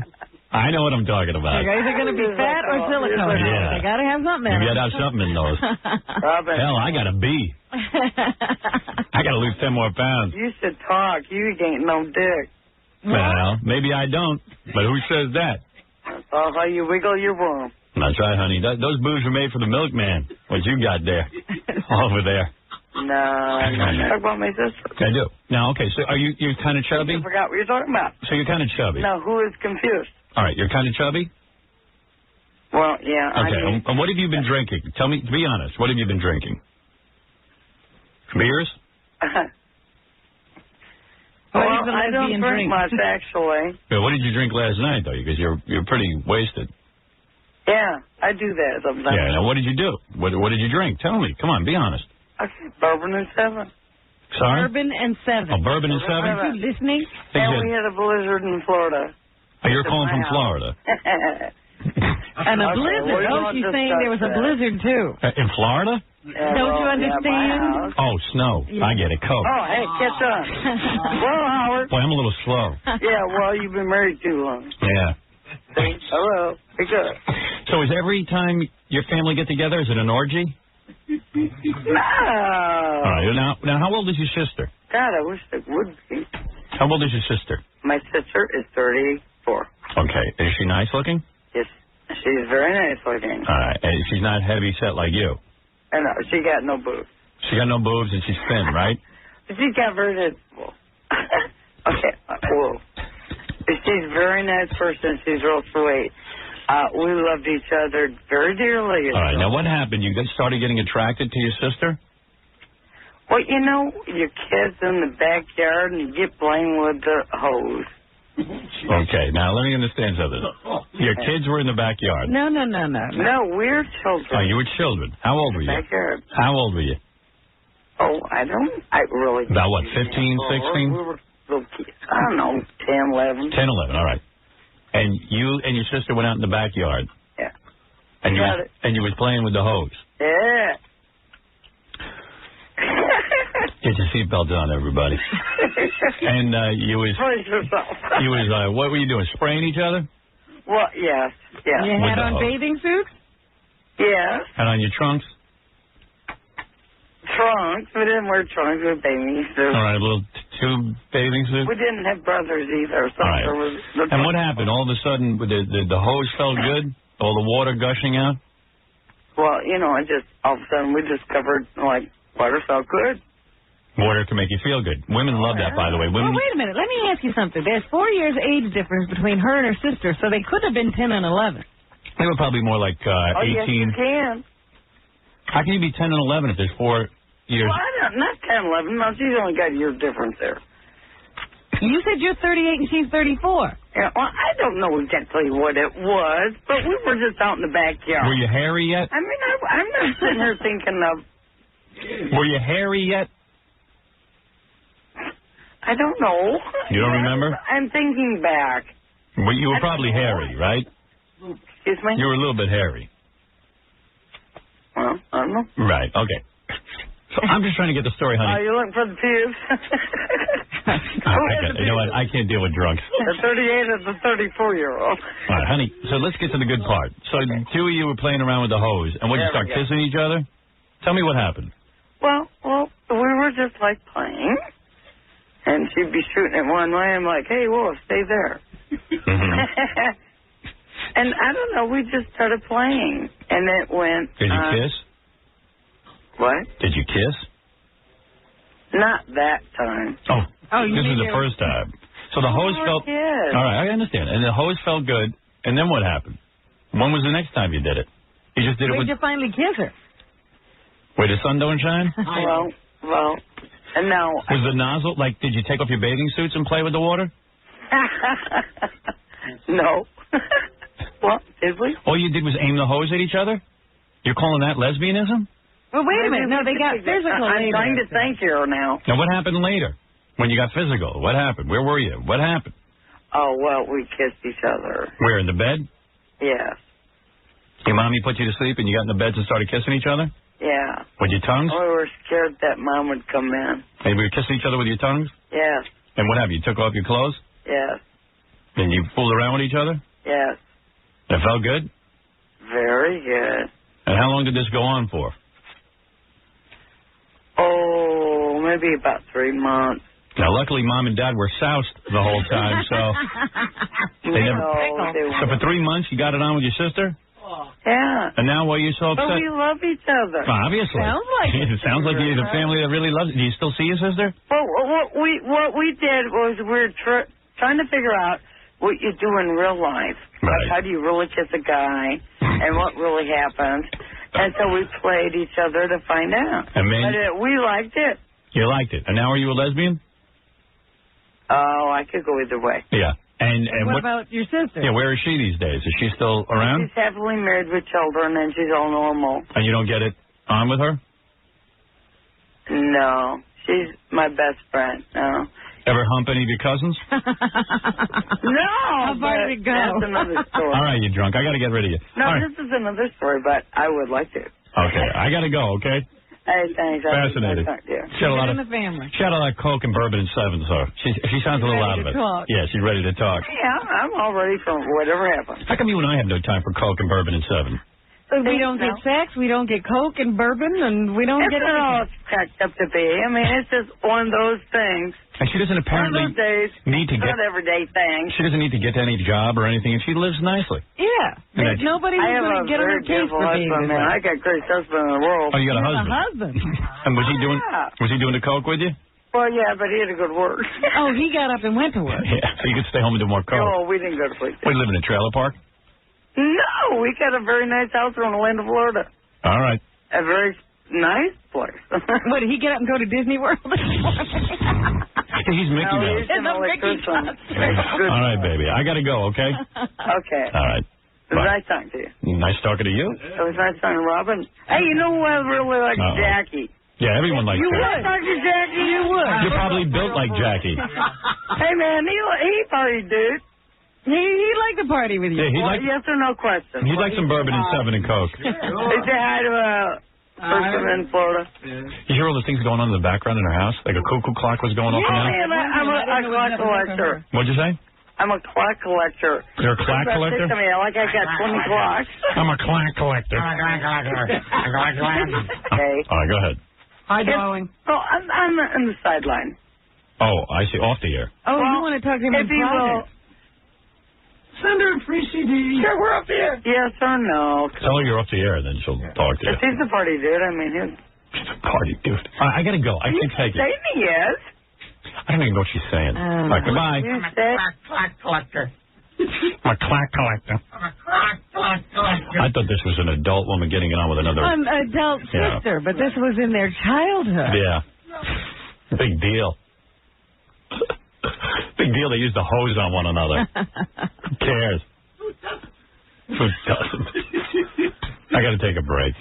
Yeah, I thought that we were going to hear she's in love with her sister. Right. And that's why she's drinking. Right, yeah. Hijinks. Because Yeah. Gary, didn't he say she was suicidal? Yeah. She's the worst. We got to take a break. We'll be back right after these words. You're listening to the Howard. The Orlando program director is going to be on the phone with us when we get back because he wants to tell us about Crackhead Bob had an appearance. Oh, really? Yeah, it's a whole thing I want to get into when we get back. You know, my problem with this show... You have a problem with this show? Well, I don't have a problem with the show. I just hate when Crackhead Bob went out to do an appearance in Orlando. Yes. And then right away the DJs who come on after us start putting them on their show every minute, and they get into a bit. The bit got into a lot of hot water. It all backfired, and then my name is all over the newspaper. Really? In Orlando? Yeah, Crackhead Bob from the Howard Stern Show. What happened? Crackhead Bob is on the line, and this is Carol, who's from our radio station in Orlando. I don't know what her job is. Carol, what's your job? I'm the assistant program director. Morning, Howard. Hi. You know, what's going on? Hey, Bob. You know, I love Crackhead Bob. I love for him to get appearances. I really do. But appearances don't mean he has to be on the radio. Bob, you got to learn not to go on other people's shows. Okay. All right. And Denise or Carol, what is your name? Carol. Carol. Can you do me a favor? Sure. Can you have the guys on your station, without me getting crazy about it? Can't you guys come up with your own characters on the rest of the station? Why do you got to use my guys? Oh, we've got plenty of guys. If they contacted us, they wanted to be on. They have guests all the time on their show. No. Who contacted you? Crackhead. Who contacted you guys for Crackhead? I've got Russ Rollins, who's half the host of the show. Tell Russ to keep my guys off his show. He can do anything he wants with his creativity, Russ. He doesn't have to use my creativity. First of all, you burn out my bits. That's number one. I don't have Crackhead Bob on every day. These guys are playing tapes of Crackhead Bob. Guess what Crackhead Bob's saying and win a prize. Oh, well, that's... You know, I mean, and then what do? They decide they're going to go out. You know how we're doing the singing the Christmas carols? Yeah. They take Crackhead Bob. They put him in a nativity scene. They dress him up as, what'd they dress you up as, Bob? Well, they didn't. But they didn't. What'd they dress you? It was gonna, but they didn't. Oh. Because all the bets that he... All right, let me explain. Yeah, I don't know what went on. The bet was they were going to take Crackhead Bob and put him in a nativity scene with the two disc jockeys, and they were going to go out on the street and sing Christmas carols. Well, for Bob to have called them for an appearance, they're certainly doing an awful lot with him. Yeah. So then the religious groups in Orlando found out that they were going to go around dressed as a nativity scene with Crackhead Bob. Yeah, they went nuts. They went nuts, and now every article in the newspaper is Howard Stern's Crackhead Bob. And I mean, You're it's like, associated with I got nothing to goddamn do with this thing. Well, we made that. Why can't you guys do your own thing? Oh, we do plenty of our own stuff. I told this Carol, first time we've ever used one of you guys. Never again use my guys. Oh, we won't. No problem. And you know what? And I don't know who your guys are on the follow me. What are their names again? Russ and what? Russ Rollins and Bo Rose. Yeah, tell Russ and Bo. All right, let's be civil to one another. I have never heard the Russ and Bo show. I've never asked for Russ and Bo. We've never used any Russ and Bo stuff. I don't use Russ and Bo. You've got the #1 morning show in Orlando. Am I correct? Absolutely. All right, we're a team. Absolutely. I'm telling you, if you're going to sit and use my bits all the rest of the day, we're not going to have a #1 morning show. You understand? You know, Carol, you're a program director, right? Yeah, well, all right, so I got to explain how. I'm not a program director. You're much smarter at this than I am. You're a genius. So what I'm telling you is this is the one area I know about. All program directors are geniuses, Carol. I've heard that. When Crackhead Bob contacts you, you say, no, that's something you do on the Howard Stern show. No problem. And don't put my guys in. Crackhead Bob's a moron. He doesn't know what to do. Look at him. He's Crackhead Bob. You know, you put him in a nativity scene, I end up with the problem. Right. Well, believe me, Howard, we've had... Crackhead Bob was dressed as Baby Jesus. I did it on Channel 9 9 years ago, the Baby Jesus sketch. I thought that bit got blown out. No, it aired.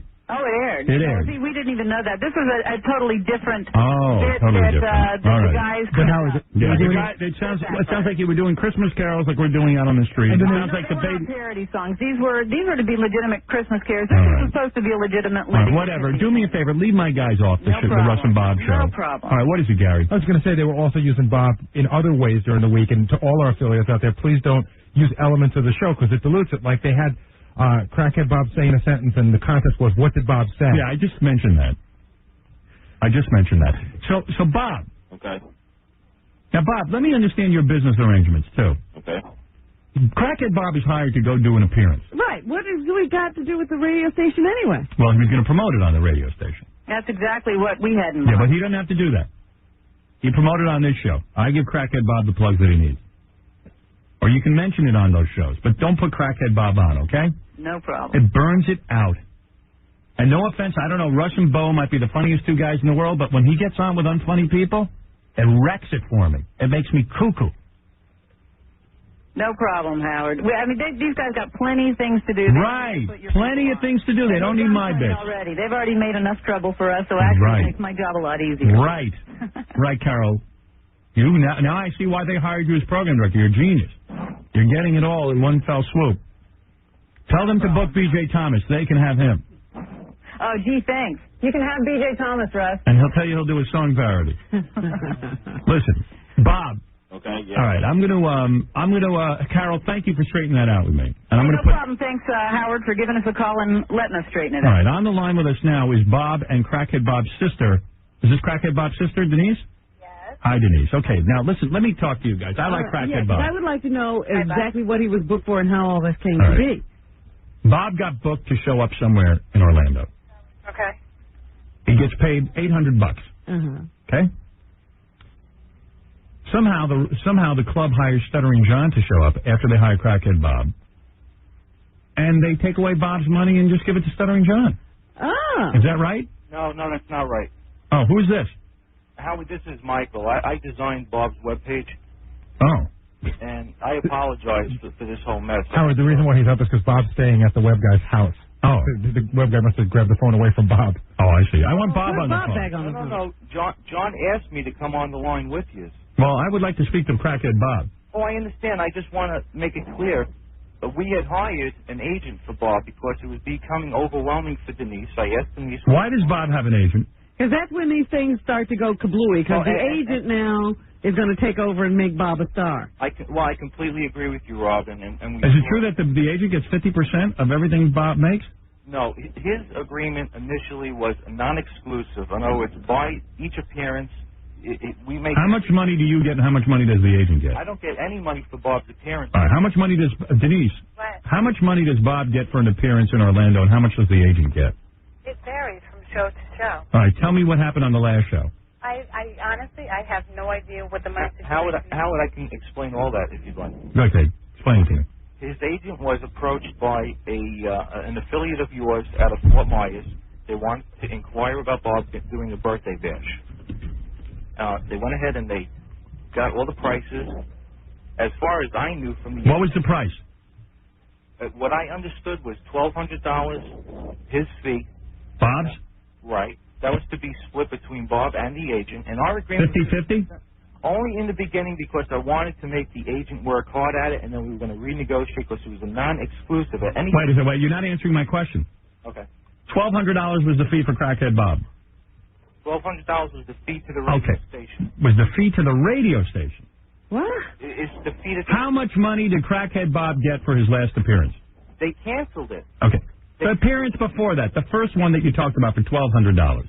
The $1,200 one is for the radio station. The radio station was paying $1,200 for Bob, Okay. plus his airfare and his meal. All right, and how much did the agent get and how much did Bob get? That's what I'm saying. The radio station the following day after I already had spent... Answer the question. You're not answering my question. There was no He's show. saying that they canceled him. Give me the show before that then. Guys, where someone got paid. Howard, the show was after that. After the radio station canceled... Why can't I get an answer? Howard, guys, listen to this. Forget about the 2 shows in Florida, okay? Let's start.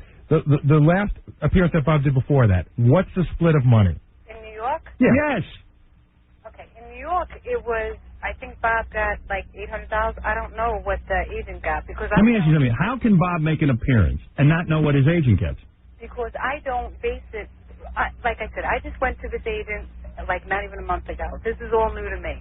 What I did was I told him what Bob expected, and whatever he got above beyond that was his. Oh, my. Right, so let me ask you something. If you charge, let's say the agent gets $2,000 for a Bob appearance, that means Bob would get $800 and the agent would get $1,200? Basically, yeah, but that's not the way it's been working. You know, this. Well, tell me, how is it that nobody knows what the agent is charging? Howard, I'm not a manager here. I mean, that's what You're not going to manage him, Denise? I am managing him, but I don't, it's not like this is my only thing to do. Well, listen, someone's got to find these things out. See, here's what's going on, Howard, if I can jump in. All right. Bob's sister has a couple of kids. She's a single mom. She's got a job. She started handling Bob at the beginning. When it got overwhelming, people called her, and she's sort of farming this work out, but I don't know that she's staying on top of it. Okay. Let me speak to Crackhead Bob. Okay. What's going on? Bob, do you have a brain in your head? Yeah. You do? Yeah. I can't tell if it's just that your speech was affected by crack or your entire mental thought process. It's his speech. It's not his mental. All right, are you telling me there's a normal person locked inside that head? Yes. Yes. You are saying that you are fully capable? Yes. That if tomorrow you went out and murdered someone, the court would find you sane and also of normal IQ? Yes. They would? Yep. All right, listen to me. When you go out and make an appearance, do you know how much you get paid? Well, that's, It shouldn't really be your sister's responsibility. Yeah. It should be your responsibility. You do nothing all day. Well, it's hard because I got thinking. It's hard. It's hard because I can't think. Well, we understand you can't do the deals, Bob, but you have to tell the agent how much you expect to get and what his take of that will be. Like Denise. I'm worried that this guy's going to be making all these appearances and not be left with a dime.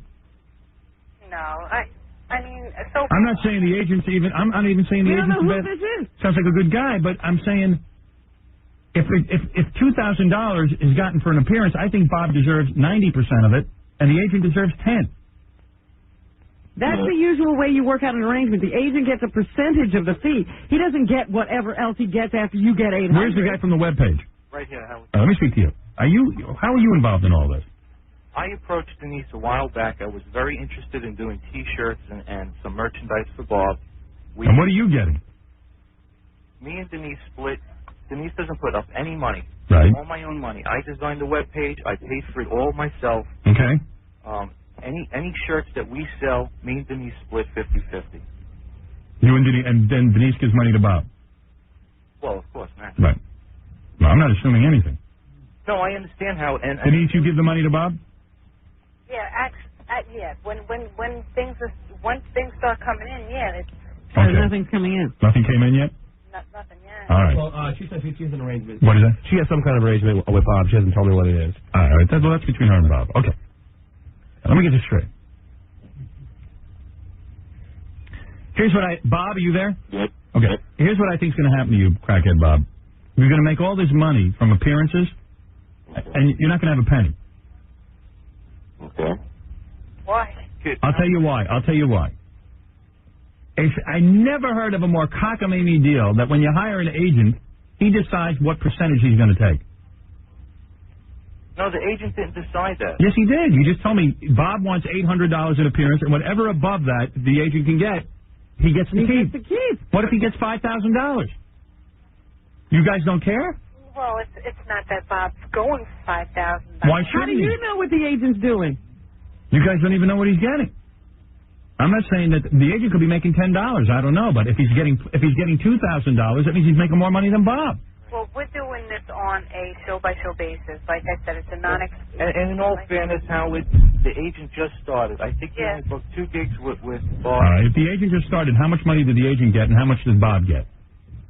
50, right? What did you say, Bob? 50-50. 50-50? It's not 50-50. That's what the webpage guy told me. He said it was 50-50. Wait, these last 2 gigs that they were trouble with, Why would went off, were a 50-50 split. Why would an agent get 50% of Bob's money? Unheard of. That's unheard of. Unheard of. Until, what was his name? Colonel Tom used to get 50%. Right. That's right. But What is it, aren't Andre? there regulations? Howard, you probably know this. Can I shed some light on agents and managers and what they can take? Is that okay? No. Okay. Because I've already shed light on it. 10% is what an agent can take. Manager's a different situation. Right.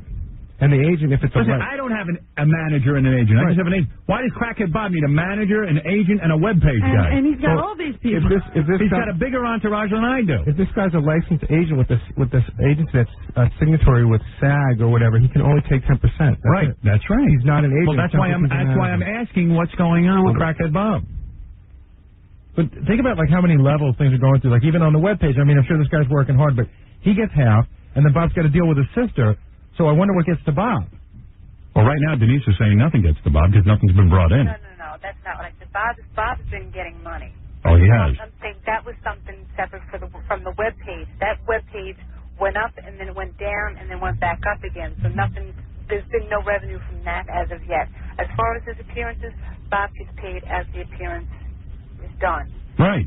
So I mean, So the agent gets 50%. We've only done. I see. Bob's been down in Florida for almost a week now. I have no idea what happened down there as of yet, as far as money. Before that, he booked an appearance. We went to Pennsylvania. Bob got his part of the money. The agent, I don't even know what he took, because it was his thing. He put us up in a hotel. They did this whole thing. That was the only other thing that he ever booked for us, other than what happened down in Florida. So it's all brand new. How can I say something? Yes. I love Bob like a brother, and I was only trying to look out for his best interest. I know that I really stepped into something here. All right, listen to me. Listen to me. If any of you... go so badly in Florida? Yeah, what happened in Florida? He got booked for an appearance. Well, he got booked for an affiliate radio station. That's what's killing me. And then the last minute they turned around, did a complete 180 and said, Bob's not reliable, we don't want him. And then we even offered him free, because I had already paid for his airfare from my own money. And they said, we don't even want him here free. And that completely baffled us. Baffled us. So last minute I told the agent, I said, please, if you can, try to get a couple of gigs for Bob. But because it was such short notice, like 3 days, a lot of people... All right, listen to me. I can't, this is a Bob got no money out there, Howard. All right, this is a Bubba mindset. He went to Florida for nothing. Yeah, he didn't get anything. All right, okay. That's not true. He's not coming. He's coming home with money. Well, that's from T-shirt sales, though, Denise. What? That's from T-shirt sales. No. All right, listen to me. Listen to me. It's from appearances.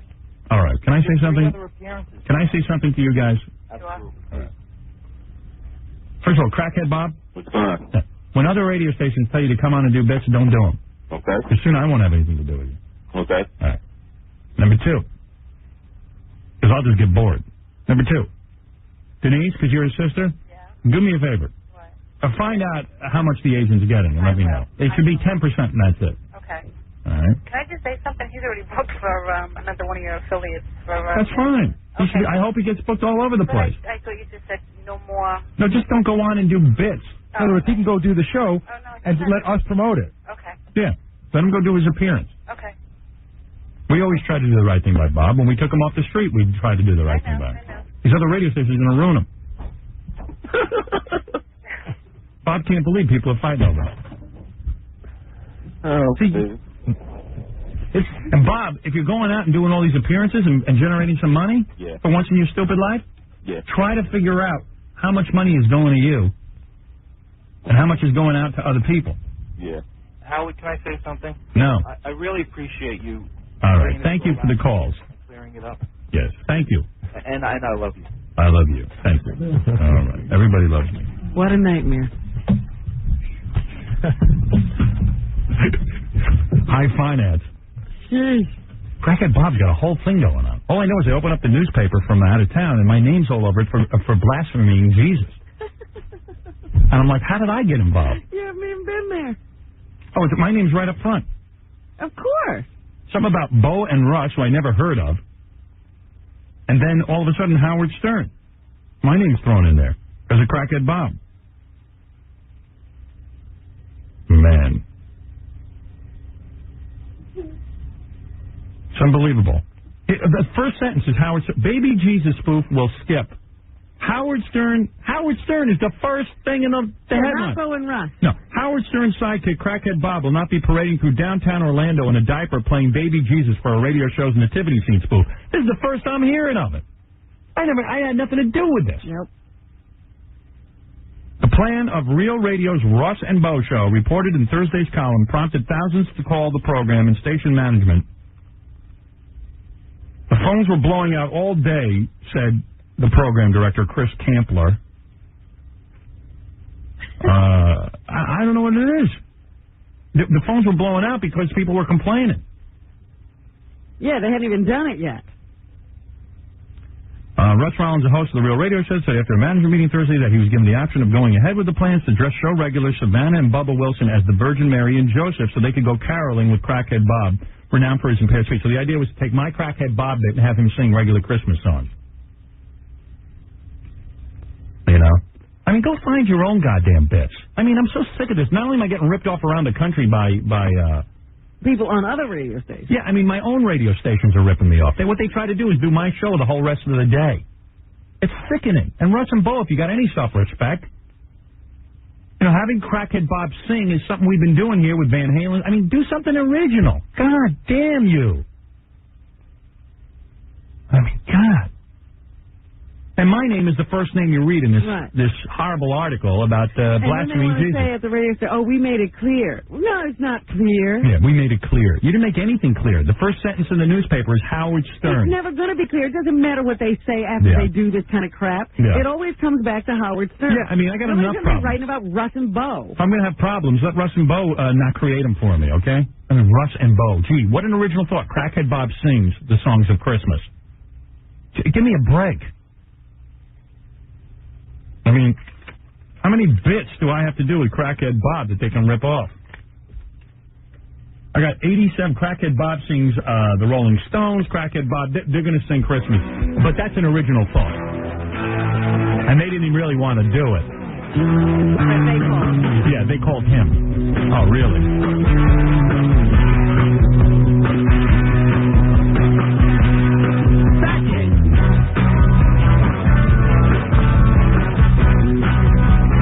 I want a Barbie.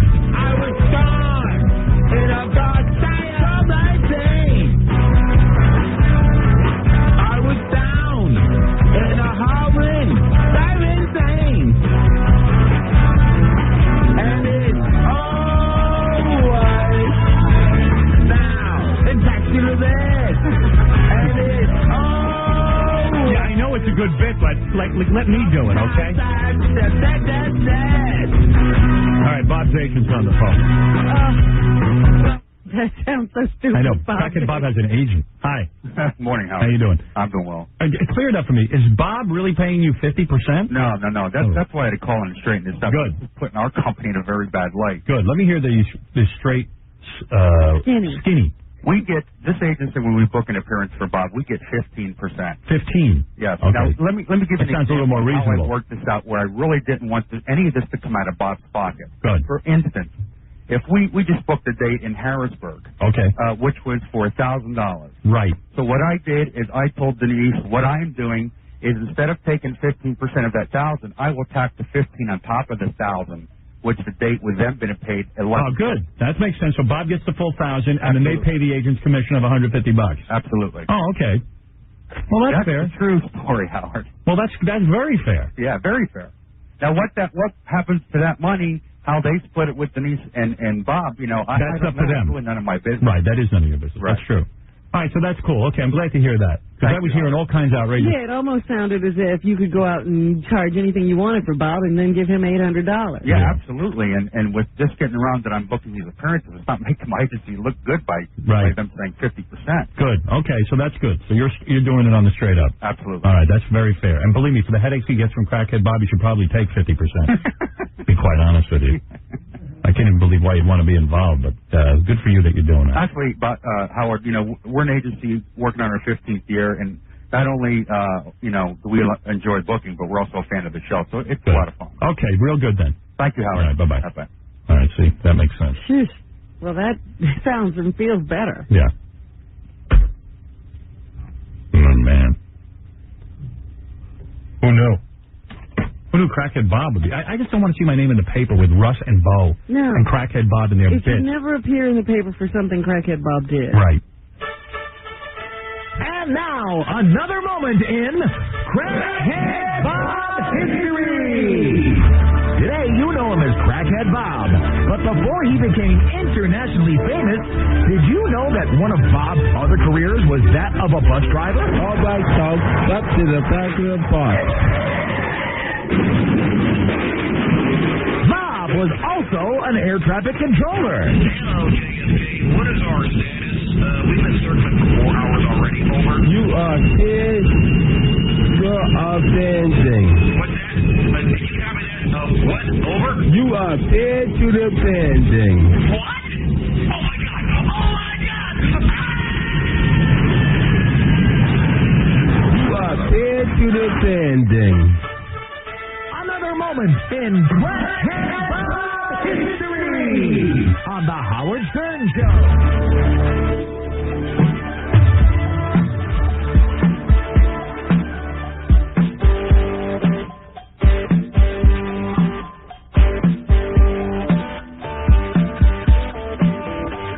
I murder, but the ballroom thing inside this. She died to take me, dog says from a side. She died to teach me, died to torture, told her. Sometimes I say things to think you thought I mind.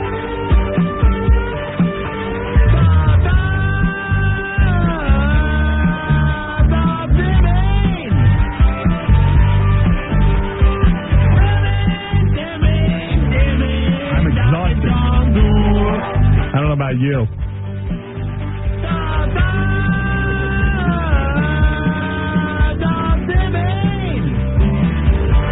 Hey, we got a, I'm going to get off Crackhead Bob now. We got a porno star who's going to come in Thursday and massage one of the guys. And how do you win this contest? Hard luck story, I guess.